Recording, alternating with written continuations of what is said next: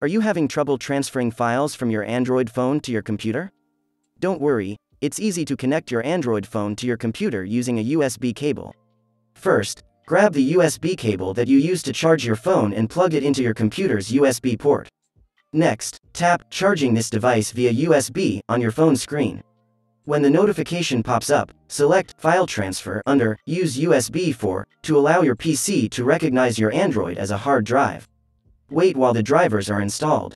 Windows will automatically install any necessary drivers to allow your Android to communicate with your PC. Once the installation is complete, open your Windows File Explorer and click This PC in the left panel. You'll see all connected drives, including your Android, in the right panel. Double-click your Android to browse through its files and folders. When you're finished accessing and moving files, don't forget to eject your Android. Simply click the Safely Remove Hardware button in the system tray in the lower right corner of the screen. That's it. Now you can easily transfer files between your Android phone and your computer.